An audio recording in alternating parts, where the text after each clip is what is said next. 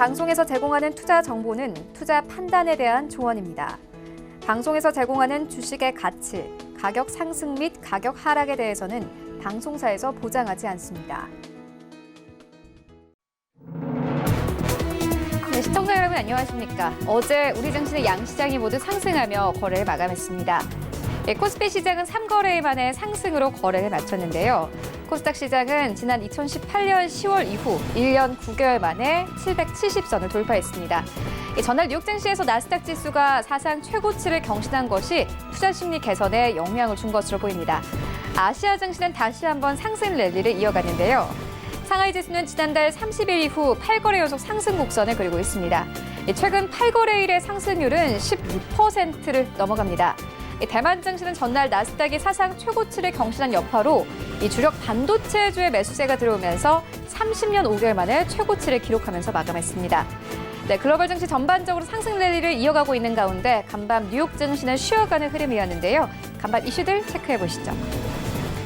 네, 첫 번째 뉴스입니다. 김여정 북한 노동당 제1부부장이 오늘 담화를 통해 올해 안에 북미 정상회담 개최 가능성에 대해 무익하다면서도 비핵화를 하지 않겠다는 게 아니라며 여지를 남겼습니다. 이는 김 제1부부장은 개인적인 생각이라는 전제하에 밝힌 것으로 마이크 폼페이오 미국 국무장관이 북미 정상회담 개최와 관련해 구체적으로 언급하고 싶지 않다면서도 북한과 대화를 하기 위해 계속 노력하고 있다고 밝힌 것에 따른 답으로 보입니다. 미국 시민의 개인정보에 대해 중국 기업들이 접근하지 못하도록 하겠다는 폼페이오 미국 국무장관의 언급에 대해 중국 정부가 강력 반발하고 나섰습니다. 자오리즌 중국 외교부 대변인은 정례 브리핑에서 폼페이오 장관은 뿌리 깊은 냉전적 사고와 이데올로기적 편견을 가지고 있다고 비난했습니다. 미국에서 코로나19가 급속히 재확산하는 주들에 대해 앤서니 파우치 박사가 재봉쇄를 강력히 권고했습니다. 파우치 미국 국립알레르기 전염병 연구소 소장은 현지 시간 9일 심각한 문제가 있는 주는 심각하게 봉쇄를 들여다봐야 하지만 어떤 주를 봉쇄해야 할지에 대해선 각 주가 다른 만큼 자신이 말할 문제는 아니라고 말했습니다. 네, 뉴욕 증시는 지수별로 혼조세로 마감했습니다. 코로나19 확진이 급증하면서 세계 최대 경제국 미국의 회복이 좌절될 것이라는 우려가 커졌습니다. 다우존스 지수와 S&P 500 지수는 하락했지만 클라우드 컴퓨터주와 기술주가 강세를 보이면서 나스닥 지수는 다시 한번 최고치를 경신했습니다. 글로벌 증시 마감 상황 바로 만나보시죠. 네, 먼저 다우존스 지수는 하락으로 거래를 마쳤습니다. 1% 넘는 낙폭을 기록을 하면서요. 25,706선까지 내려왔습니다. 26,000선이 깨지면서 거래 마감을 했고 S&P 500 시장 만나보시죠. S&P 500 지수 역시나 하락으로 거래 마쳤습니다. 0.5% 하락세가 나왔고 3,152선에서 거래 마감했습니다. 이어서 나스닥 시장 만나보시죠. 나스닥은 여전히 상승 흐름 가져갑니다. 0.5% 넘게 상승하면서 종가 기준으로 다시 한번 사상 최고치를 경신한 상황인데요. 1,547선까지 올라가면서 IT 종목들이 계속해서 랠리를 펼치고 있습니다. 어제 우리 증시 마감 상황도 만나보시죠. 어제 우리 증시에서는 언택트 업종이 다시 한번 강세를 보였습니다. 네이버 같은 경우는 2% 가깝게 상승하면서 28만 7,500원대에서 거래 마감했고 셀트리온의 경우에는 코로나19 관련해서 긍정적인 뉴스가 나오면서 4% 넘게 급등 흐름 나왔고요. 32만 원대까지 진입되면서 거래 마감했습니다. IT 투톱 종목들은 장중에 계속해서 빨간불이었지만 장 막판에 하락으로 거래를 마쳤습니다. 6위부터 10위까지 만나보시죠. 네, 어제 시장에서 다시 한번 LG화학, 삼성 SDI, 이 2차 전지 관련 정보들은 상승 흐름이 나왔습니다. 일단 그린 뉴딜과 관련된 이슈도 있었고 이후에서 전기차와 관련된 긍정적인 뉴스가 좀 나오면서 어제 시장에서 급등 흐름 나타냈는데요. LG화학 53만 9천 원대까지 올라가면서 다시 한번 52주 신고가 경신하는 모습이었습니다. 그리고 카카오는 다시 한번 8% 넘는 급등 흐름을 가져갔습니다. 단숨에 35만 5,500원대까지 올라오면서 어제 역시나 카카오도 신고가 경신했고요. 삼성 SDI도 2% 가깝게 상승하면서 39만 3천 원대까지 진입되면서 거래 마감했습니다. 코스닥 시장으로 함께 가보시죠. 네, 1위부터 5위까지 어제 특징적인 것은 바로 셀트리온 제약입니다. 3위권에서 2위권까지 껑충 뛰었고요. 7% 넘게 급등하면서 13만 원대까지 올라간 모습 확인할 수 있습니다. 어제 셀트리온 삼형제 모두 빨간불로 거래 마쳤는데 네, 아까 언급을 해드렸던 대로 코로나19와 관련된 긍정적인 뉴스가 있었습니다. 이와 함께 삼형제 모두 빨간불로 거래에 마쳤고 HL이 이와 함께 3위권까지 빠진 모습입니다.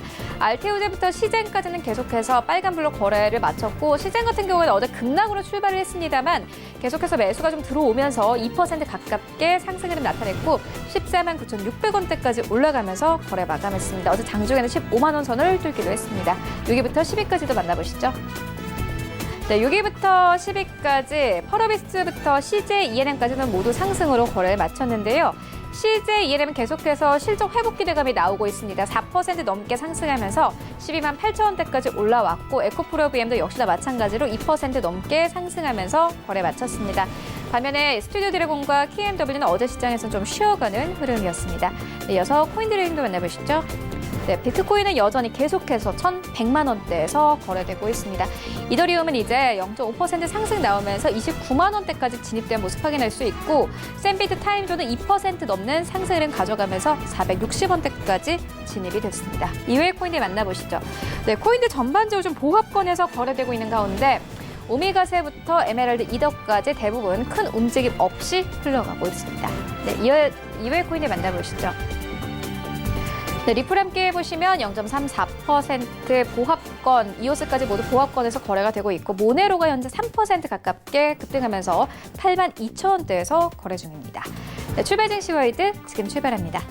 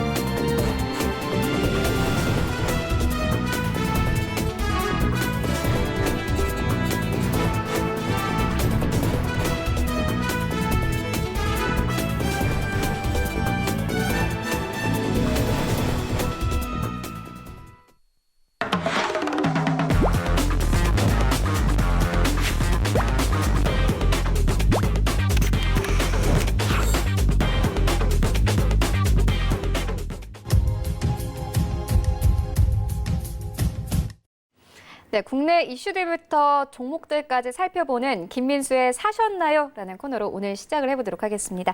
펠리즈 투자리서치 김민수 대표 전화 연결되어 있습니다. 안녕하십니까? 네, 안녕하십니까? 네, 어제 대표님과 카카오에 대해서 함께 좀 살펴보고 왔는데 보니까 어제 시장에서 카카오가 다시 한번 급등 흐름을 나타냈습니다. 일단 이른바 비대면 빅3 기업인 카카오, 네이버, NC소프트가 이제 시가총액 100조 원을 눈앞에 뒀습니다. 상승세 어디까지 좀 지속되게 될까요?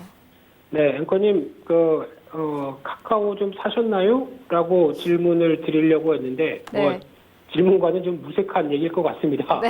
네, 어제도 저희가 잠깐 얘기를 나눴었죠. 네, 카카오에 대해서, 특히 이 정도까지 올라간 거 그냥 잘 모르겠다는 분위기를 무색하게 할 정도로 그냥 주가는 응, 그래. 그리고 그냥 계속 달려가는 분위기죠. 그래서, 지금 이런 패턴의 종목들이 좀 속출하고 있는데, 여기서 주가가 여기서 가장 중요한 게 더 간다고 해서 이게 주가가 더 실적이 좋아지고 어떤 위상이 더 좋아진다고 생각은 들지는 않습니다.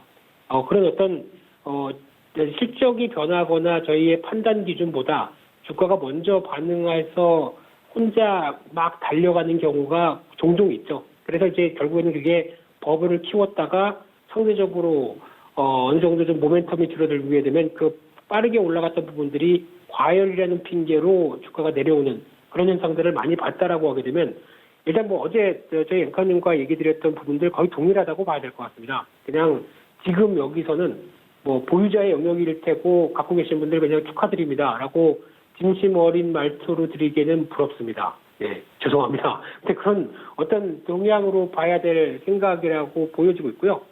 그런 쪽으로 봤었을 때 이제 가장 중요하게 봐야 될 상황들이 일단 지금 어떤 시가총액 상위 종목들의 변화들도 뚜렷하게 나온다고 봐야 되겠죠. 왜냐하면 언택트가 대세입니다.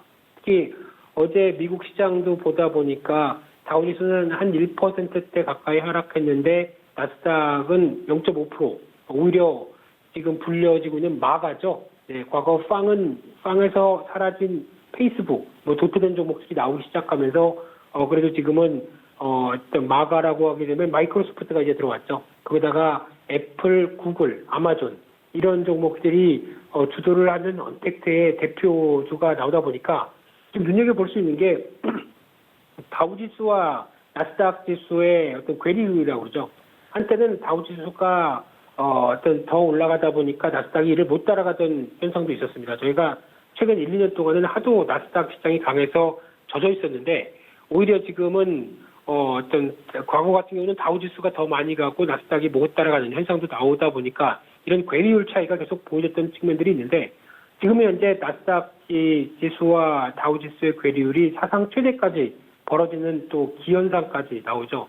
특히 나스닥 지수를 움직이는 시가총액 나스닥 지수의 15%가 아마존이 차지하고 있다라고 보게 되면은 지금 이런 쏠림의 극한 현상들이 이렇게 나오는구나라고 또 봐야 될 흐름들인데 이게 또 미국뿐만이 아니고요. 캐나다도 마찬가지입니다. 또 캐나다 같은 경우도 지금 과거는 로얄뱅크인가요? 이제 금융주가 1위였는데 지금 플랫폼 기업이 1위를 할 정도로 바뀌고 멕시코 같은 중남미 쪽도 보다 보니까 플랫폼 기업이 아마존이라고 하죠. 예, 아마존의 중남미 아마존이라고 하죠. 하는 회사가 스페인어로 돼 있어서 제가 읽지 못했습니다만, 네, 그런 종목들도 지금 시가총액 1위를 차지할 정도로 분위기가 바뀌어가고 있는 게 지금 현실이라고 봐야 될 것 같고요.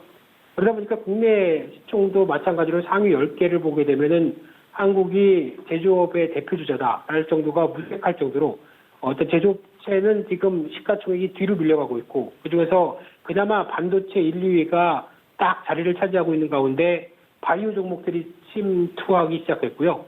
잘 아시는 삼성바이오, 셀트리온이 들어오기 시작한 가운데 플랫폼에 또 네이버, 카카오가 이제 진입하고 있고 이제 우리 막차 탔어 라는 분위기 쪽에서 들어오는 상황들이고 게다가 또 눈여겨보셔야 될 부분들이 2차 전지 관련된 또 두 종목이 시장에서 또 자리를 딱 차지하고 있습니다. 그중에서 NC소프트가 시총이 20조가 넘어가면서 나도 들어갈래 라고 하면서 계속 노크하고 있는 분위기죠. 그런 쪽으로 봤을 때 지금 언택트라고 하고 수혜를 받을 수 있는 대표적인 종목들이 시가총액 10개 중에서 6개가 들어오기 시작한다. 6개가 아니죠.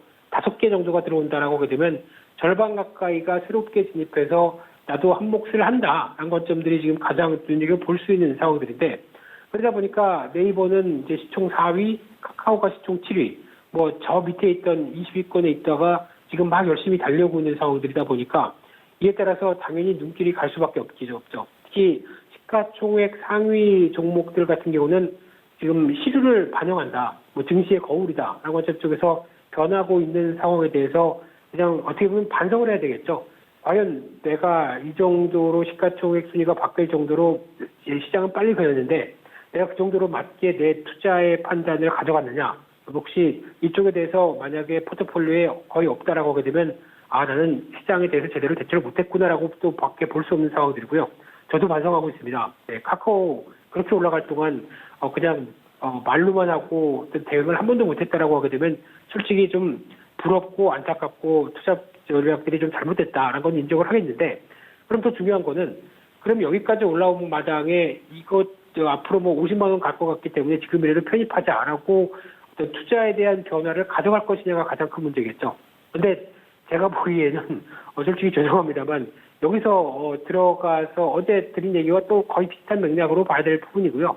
어제는 약간 단기 이격까지 과하게 벌어지는데 개인들만 매수했다라고 하게 되면 그냥 드는 느낌은 뭐 여기서 또 뭐 30만 원대 후반대로 갈 수는 있다고 하더라도 지금은 아닌 것 같습니다. 지금은 여기서 그걸 노리면서 들어가서 대응하기는 조금 좀 힘들지 않을까. 물론 오늘 나스닥 시장, 미국 시장 분위기와 같이 연결시켜 보게 되면 또 언택트만 갈 개연성은 상당히 높다고 보여지고 있다고 하더라도 일단 여기서는 타이밍은 또 올라가는 걸 따라잡는다는 타이밍 정도로만 바라보기에는 아직도 생각할 게 많다고 봐야 될 것 같고요. 이런 상황 쪽에서 이제 지금 눈여겨볼 수 있는 거는 실적이겠죠.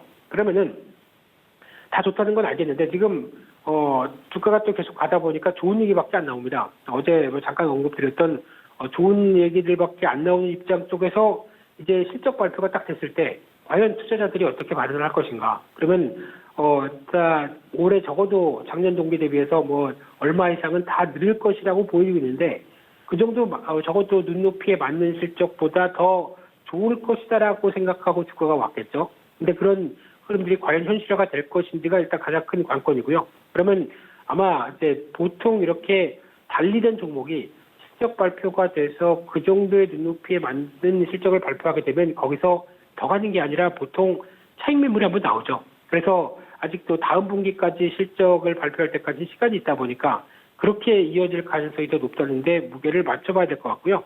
게다가 또 하나 제일 중요한 거는 코로나19가 촉발했기 때문에 그럼 코로나19가 계속 시장에서 어떤 확진자 미국 기준으로 봤을 때는 거의 6만 명이 단기 최고였었는데 5, 6만 명대를 또 주말 사이에 계속 이어가면서 언택트주를 계속 바라만 봐야 되게 하는 현실을 이어갈 것인지 여기가 또 관건이겠죠. 이런 어떤 몇 가지 흐름들을 좀 체크하면서 분위기를 또 봐야 될 것 같은데 그러면 또 글로벌적으로 그동안 주됐던 종목들이 또 변화가 들어오는지 이런 여부들도 같이 확인해야 된다라고 되면 일단 그냥 지금은 여기서 지금 어제도 안 산 거 오늘 또 사기에는 좀 부담스러울 수 있다는 쪽도 생각해 보셔야 될 것 같고요.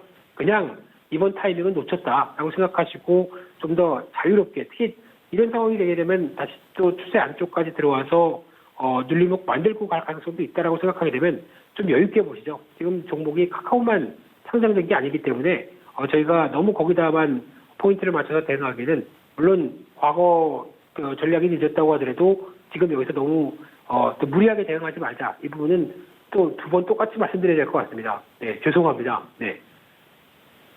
네, 알겠습니다. 이어서 다음 이슈로 옮겨보도록 하겠습니다. 최근 SK바이오팜이 시장에 큰 주목을 받았는데요. 이제 다음 IPO 주자에 또 주목이 되고 있습니다. 다음 타자는 좀 누가 되게 될까요? 네, 다음 타자는 4번 타자가 또 나와서 홈런을 노리고 있기를 기대를 하겠죠. 근데 지금 일단 SK그룹 쪽으로만 한정을 지어서 말씀드려 보게 되면 물론 저희가 잘 아는 이제 다음 타자 하반기에 아마 SK바이오팜이 저렇게 갔기 때문에 우리도 준비하자라고 하는 또 여러 가지 회사들이 많이 나올 겁니다. 대표적으로 일단 먼저 크게만 보게 되면 빅히트 엔터죠. 네, BTS의 인기를 끌고 지금 거의 직원 수가 한 220명 되나요? 예, 이 정도로 알고 있는데 거기다가 지금 매출액이 5천억대, 영업이익이 보다 보니까 700억대 이 정도 나오는 회사로 컸다라고 하게 되면 BTS의 인기가 이 회사를 하나를 키울 정도로 상당히 크구나 할 정도도 저희가 이제 과거에 제조업체만 생각하다가 이런 어떤 컨텐츠 관련된 연예업계를 생각하게 되면 참 변화가 이렇게 빠르구나라고 생각할 수 있을 정도다 보니까 그와 관련된 또 빅히트 엔터에 대한 기대감들이 상당히 높죠. 그러면 또 아마 이번에 SK바이오팜과 비슷한 쪽으로 보게 되면 빅히트 엔터의 지분을 갖고 있는 대표적인 또 회사가 넷마블이고요. 게다가 또 DPC라는 종목이 또 자회사를 통해서 지분 갖고 있죠. 그러다 보니까 일단 빅히트 엔터 상장되기 전까지는 이 종목이 대체제의 성격으로 계속 시장에서 부각받으면서 꿈틀꿈틀하면서 올라갈 가능성이 높다는 쪽은 바라보고 있는데 특히 좀 그나마 좀 싼 게 DPC겠죠. 그래서 상대적으로 매매는 DPC가 그전까지는 가능하다라고 보시면서 대응하셨으면 좋겠는데 하나 이제 또 중요한 거는 막상 또 빅히트가 상장되게 되면은 이번에도 마찬가지였죠. 지난번에도 언급드렸던 것처럼 SK바이오팜 들어오면서 SK나 일단 말도 안 되는 SK증권까지 움직인다. 그러면은 상장점에 팔자라고 말씀드렸죠. 그 전에 미리 팔고 오히려 상장 이후에는 SK바이오팜 가지고 주력하자라고 말씀드렸던 부분과 동일합니다. 이번에도 그 전까지는 관련된 종목들이 들썩들썩하면서 올라가는 거 충분히 따라가면서 매매해도 됩니다. 하지만 상장 전쯤에 상장 때가 다 돼서는 오히려 그 종목들 차익 실현하고 다시 봐야 되겠죠. 그렇게 보는 게 가장 좋은 전략이고요.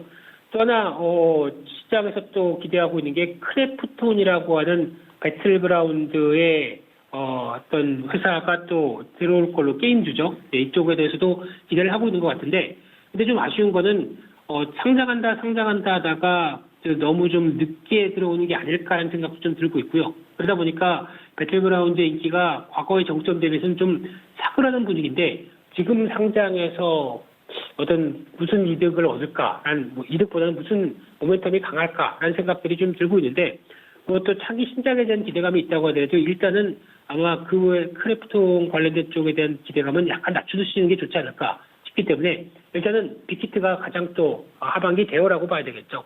그런 관점으로 봤을 때 또 SK 그룹 쪽으로 보게 되면 일단 SK는 쉽게 말씀드리면 어떤 SK가 잘하는 거는 M&A의 강자입니다. 과거 지금 SK텔레콤의 전신이죠. 한국이동통신이라고 하는 회사도 KT 쪽에서 약간 무선 사업부를 그 이동통신 사업부를 따다가 일단 저렴하게 잘 사서 키우는 회사고요.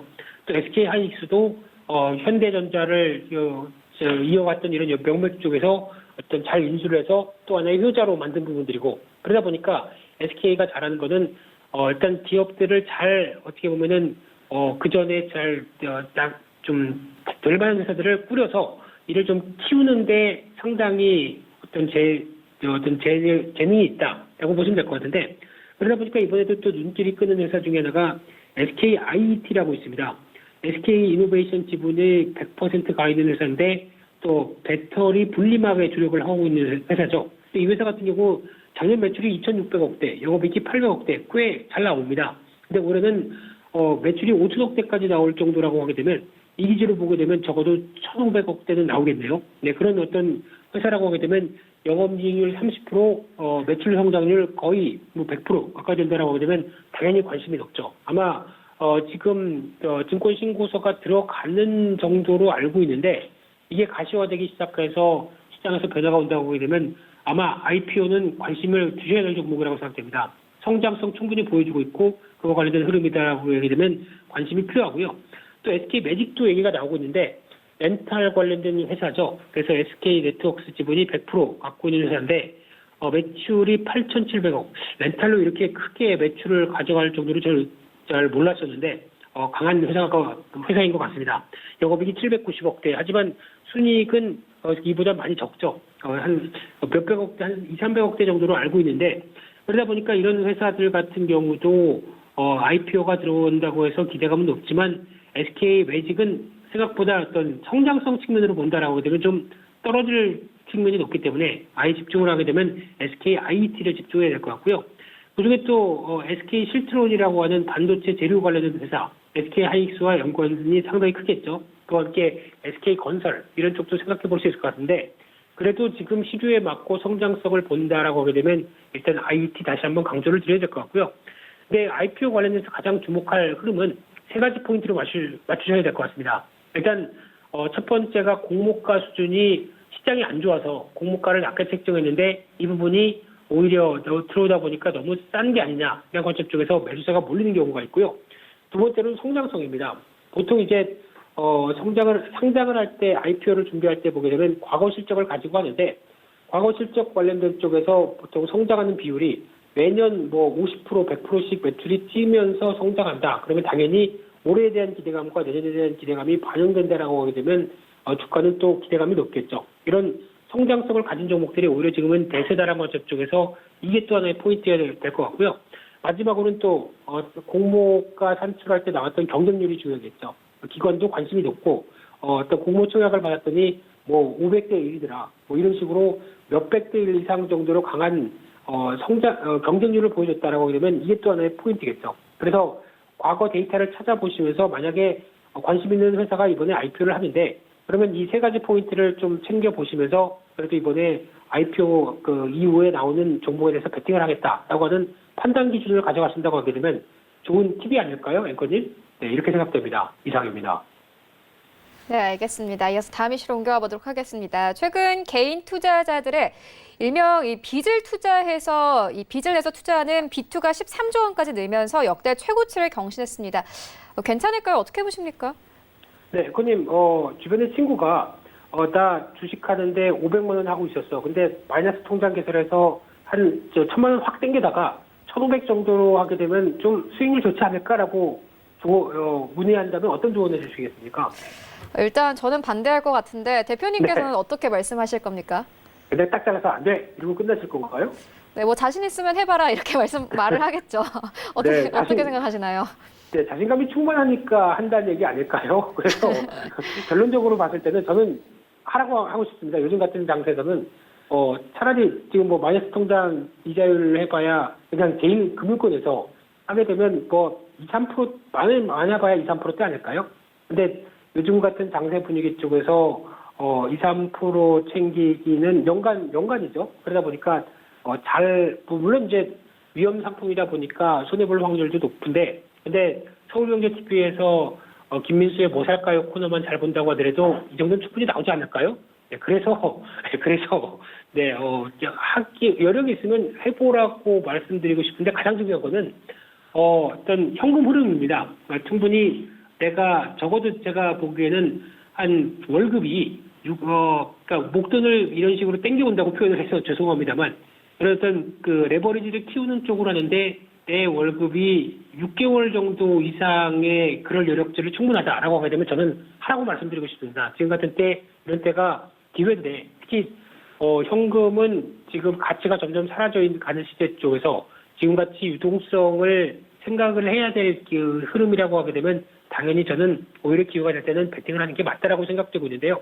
그러다 보니까 지금 나오고 있는 신용융자가 사상 최대를 기록했다라고 하는 부분들 이쪽에 대해서도 물론 신경이 쓰입니다. 신경이 쓰이고 만약에 또 고점에서 부정을 받을 때 보게 되면 당연히 봐라. 이것 때문에 이런 식의 지표가 나왔는데 흔들리는 게 아니냐라고 볼 수 있는데 하지만 계속 말씀드렸던 것처럼 예탁 자산, 그러니까 예탁금 규모가 이 정도로 한 45조까지 나오고 있는 상황 쪽에서 일단 저는 그렇게 크게 부담이 되지는 않지 않을까라는 생각 쪽으로 가고 있고요. 그래서 이제 중요한 부분들 같은 경우는 적절한 레버리지 투자 사용하는 것도 나쁘지 않다고 생각되고 있고, 그렇다고 하더라도 일단 너무 지금 현금 여력들이 어느 정도 확보가 된다고 하게 되면 충분히 대응하실 수 있을 것 같은데, 아마 시중까지 생각해서 고점에 딱 사는 게 문제겠죠. 그런 것만 피하게 되면은 충분히 괜찮다라고 봐야 될 것 같고요. 그럴 쪽에 대해서는 제 조언은 적절히 활용하자. 이것도 하나의 팁이 될 수 있겠다는 쪽에서 해서 만약에 수익 나시게 되면 커피 한 잔 쏘시죠. 네, 이상입니다. 네, 김민수의 뭐 살까요? 사셨나요? 라는 코너 함께 해보고 왔습니다. 지금까지 펠리지 투자 리서치 김민수 대표와 함께 했습니다. 고맙습니다. 네, 감사합니다.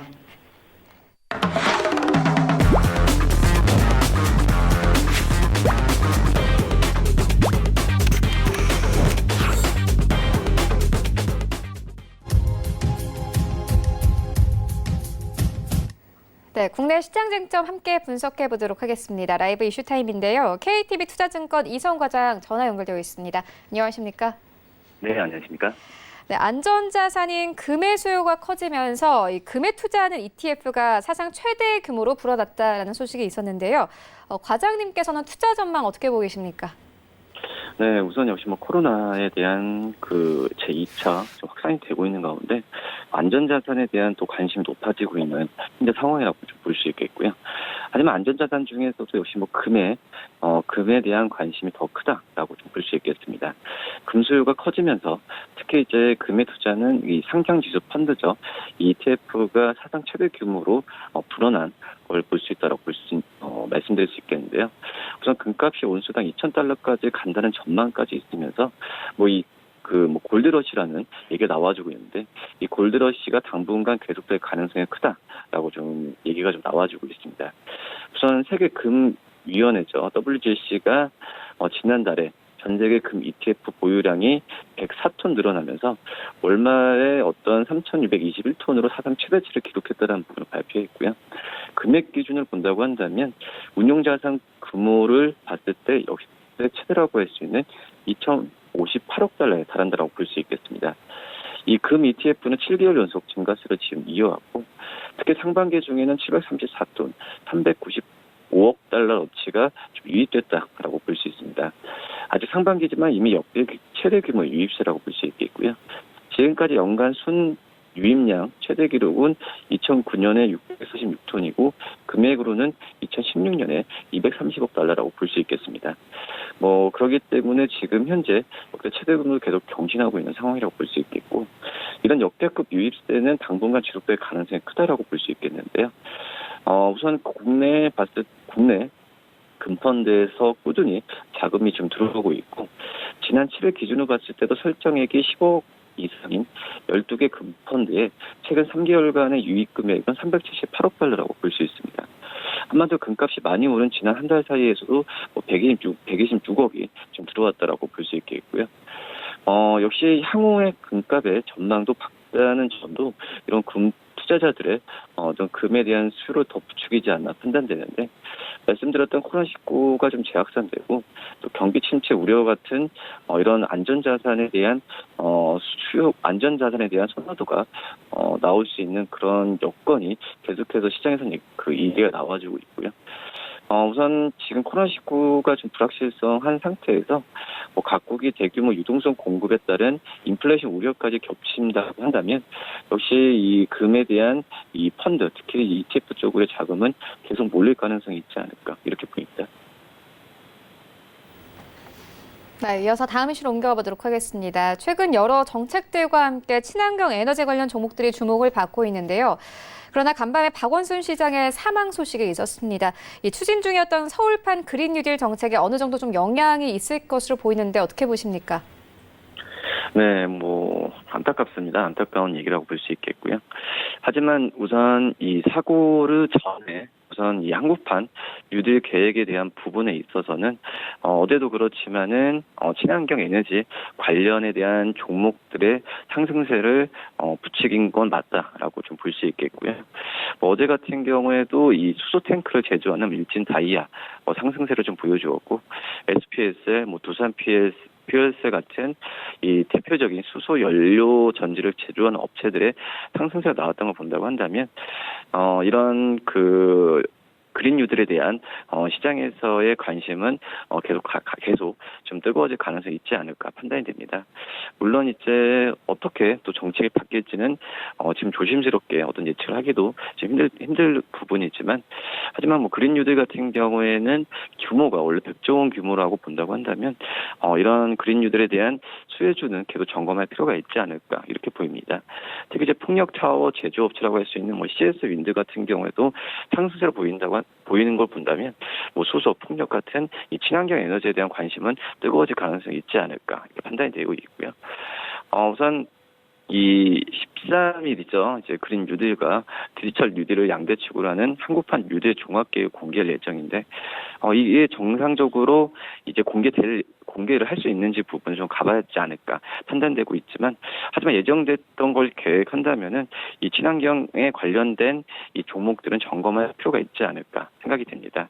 또 전일에 이번 주에 유럽연합의 그린 수소 전략 발표도 나왔는데, 유럽연합 집행위원회가 탈탄소화를 목표로 유럽연합의 수소 경제 규모를 현재 20억 유로에서 2030년에 1,400억 유로 규모를 구성하겠다고 좀 발표했는데, 관련 투자가 4,700억 유로, 638조는 예측되면서 주도권을 잡기 위한 한국, 미국, 중국 등의 경쟁도 본격화될 것으로 좀 보여지고 있습니다.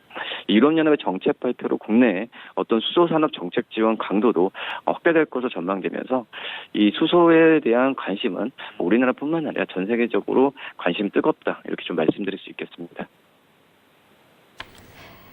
네, 이어서 다음 이슈로 옮겨가 보도록 하겠습니다. 이 한샘이 2분기 실적이 어닝 서프라이즈를 기록하면서 가구주가 일제 급등세를 보였는데요. 앞으로의 주가 전망 어떻게 보십니까?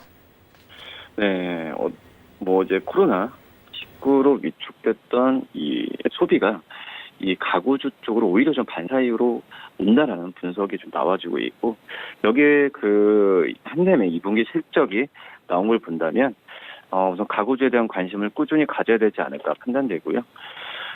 우선 전일 같은 경우 한샘이 17.3%까지 3-4% 오른 11만 1,000원의 거래를 마쳤는데, 우선 관련 과거주라고 할 수 있는 이 현대리바트가 13.26%, NX가 7.59%, CDG가 7.07%, 또 지누스가 5.32% 같은 이 가구주들의 상승세가 크게 나타났습니다. 말씀드렸던 이제 한샘의 2분기 영업이 호실적이 이런 가구주들의 전망을 더 계속 밝게 만든다라고 볼 수 있겠는데, 이 한샘은 2분기 영업이익이 230억을 좀 기록했습니다. 컨센서스, 그러니까 증권사 추정치 평균이 175억을 인 걸 본다고 한다면 올해 30% 이상 올라간 어닝 서프라이즈라고 볼 수 있겠고요. 매출액도 5,172억으로 컨센서스보다 12.3% 많았습니다. 이 리모델링 사업인 니하우스 부분 실적이 호조세를 좀 나타내고 있는 부분과 또 다른 부분의 실적도 양호하다는 평가가 나와지고 있는데요. 우선 주택 거래량과 정부의 긴급재난지원금 영향도 있었던 것으로 추정이 되고 있습니다. 특히 한샘의 어닝 서프라이즈는 가구주 전체의 실적 개선 기대를 끌어올리고 있는데, 우선 코로나19로 인해서 여행을 못 다니는 어떤 그런 사람들이 이 가구 교체 등으로 보복적 소비에 나서는 그런 부분에 있어서 수혜가 된다라는 분석도 있다라고 볼 수 있겠고요. 이 부동산 규제 같은 경우에도 가구주의 호재로 지금 인식되고 있습니다. 정부가 계속해서 다주택자에 대한 부동산 규제 강화안을 내놓으면서 이 다주택자가 실거주할 집으로 이사하는 과정에 가구 수요가 늘어날 것이라는 관측까지도 나와지고 있는데요. 이런 여러 가지 봤을 때 이게 실질적으로 수혜가 되는지 부분은 실적으로 연결되는 걸 봐야 되지만, 지금은 약간은 좀 먼 얘기라고 좀 볼 수 있겠지만, 하지만은 지금 현재 이거에 대한 부분에 있어서 이 하반기 때 이 가구주들의 실적에 대한 부분의 컨센서스를 계속 높여주고 있다고 볼 수 있겠습니다. 우선 지금 현대리바트 같은 경우도 2분기 영업이익 컨센서스가 작년 대비해서 이 116% 늘어난 130억을 예상이 되고 있고요. 1개월 전 전망치 104억보다 25% 늘어난 수치라고 볼 수 있겠습니다. 이 현대리바트의 또 이 3분기 영업이익 컨센서스는 125억으로 작년 동기에 대비해서 80% 늘어날 가능성이 크고요. 특히 이제 미국 아마존에서 매트리스를 판매하는 지누스 같은 경우에도 미국 내 가구 수요 증가에 따른 수혜를 받고 있는데, 지누스의 올해 영업이익 컨센서스는 작년보다 24% 늘어난 1,292억이라고 볼 수 있겠습니다. 네, 알겠습니다. 이어서 다음 이슈로 옮겨가 보도록 하겠습니다. 네, 셀트리온이 어제 종가 기준으로 32만 원을 돌파하면서 마감했습니다. 앞으로 셀트리온의 주가 흐름 어떻게 보십니까? 네, 우선 셀트리온의 상승 행진이 계속 이어지고 있는데요. 올해 들어 처음으로 종가 기준 32만 원 돌파했고요. 코로나19 치료제 기대감과 실적 성장 전망 등의 영향을 받은 것으로 판단됩니다. 셀트리온뿐만 아니라 셀트리온 그룹주, 셀트리온 헬스케어와 셀트리온 제약 같은 경우에도 상승 시장들의 강한 모습을 보여주었는데, 이 셀트리온의 강세는 역시 복제약 시장에서 본격적인 판매 확대에 대한 실적에 대한 기대감이 크다라고 볼 수 있겠고요. 특히 셀트리온은 신제품 효과로 연중 내내 어닝 서프라이즈가 가능할 것이라는 평가가 나와주고 있는데, 올해 하반기에 램시마 SC, 또 내년 휴미라 바이오 시밀러 같은 후속 제품도 기다리고 있습니다. 이런 점에서 실적에 대한 기대감이 한층 커졌고요. 또 이제 올해 셀트리온에 대한 목표 주가로 증권사 중에 가장 높은 40만 원을 최근에 증권사가 내면서 이거에 대한 이제 그 상승 여력이 어디까지 갈지는 계속 지켜봐야 된다라고 보겠고, 특히 이제 코로나19 치료제 기대감도 지금 셀트리온 강세를 뒷받침하는 요소라고 볼 수 있겠는데요. 우선 현재 개발 중인 코로나19 치료 항체가 최근 질병관리본부 중화능 평가 시험에서 코로나19에 대한 변이 바이러스에 대한 기존보다 10배 높은 중화능을 확인했다라는 부분이 어제 뉴스 통해 나와주면서 이게 이제 셀트리온의 상승세를 크게 자극한 가장 큰 요인이라고 좀 볼 수 있겠고요. 우선 지금 이제 이태원 클럽에 대한 직장 감염, 또 베이징 재감염 등에서 나온 이 변이 바이러스, 그러니까 D614G 같은 경우에도 이거에 대해서 효과가 분명히 있을 거라고 지금 판단을 지금 시장에서 하고 있다라고 말씀드릴 수 있겠고요. 특히 이제 중화능 시험에서 10배 효과를 나타낸 만큼 예정대로 이번 달 중에 임상 시험에 돌입한다라고 볼 수 있겠는데, 연나 허가 신청에 내년 초에 생산을 목표로 개발에 좀 박차를 가해야 되지 않을까 이렇게 보입니다. 네, 셀트리온까지 짚고 왔습니다. 지금까지 KTB 투자증권의 이서훈 과장과 함께했습니다. 고맙습니다. 네, 감사합니다. 네, 출발 증시 와이드는 여기서 모두 마치도록 하겠고요. 저희는 잠시 후 순간 포착 매매 시그널로 다시 돌아오도록 하겠습니다.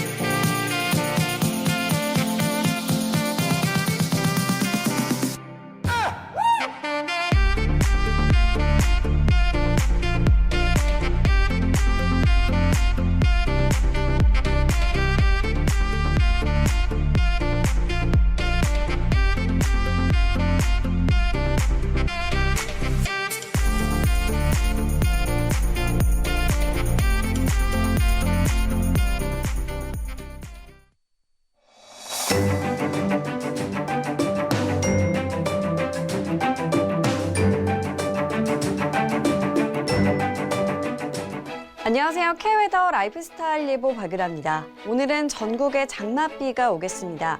현재는 남부지방으로 비가 시작됐는데요. 특히 남해안과 제주에는 세찬비가 쏟아지면서 호우특보가 발효된 상태입니다. 이후 아침에는 전국으로 확대되겠는데요. 이번 장맛비도 시간당 30에서 최고 70mm의 국지성 호우가 예상되고요. 돌풍과 벼락이 동반되기도 하겠습니다. 또 해안과 산지에는 100에서 200mm 안팎의 물폭탄이 예상되는데요. 폭우로 인한 피해가 없도록 미리 대비를 잘 하셔야겠습니다. 서쪽은 오늘 오후부터 저녁 사이면 그치지만 동쪽은 내일 새벽까지 이어질 것으로 보입니다. 예상되는 비양은 강원 영동과 경상 해안, 남해안과 지리산 부근에 80에서 150, 많은 곳은 200mm 이상이 되겠고요.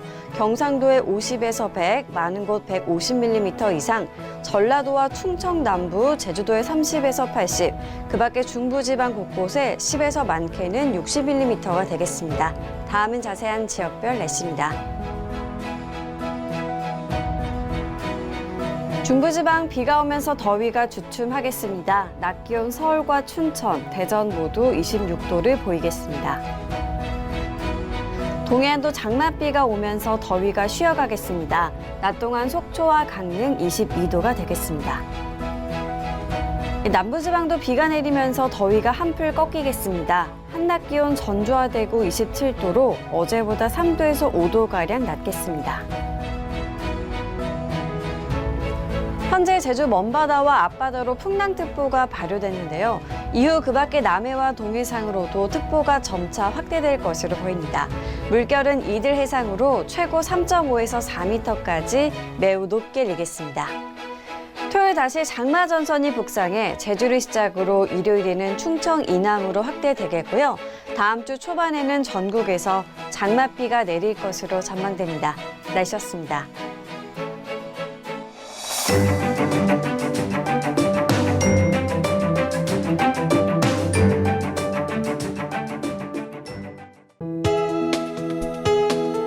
본 방송에서 제공하는 투자 정보는 투자 판단에 대한 조언입니다. 방송에서 제공하는 주식의 가치, 가격 상승 및 가격 하락에 대해서는 방송사에서 보장하지 않습니다.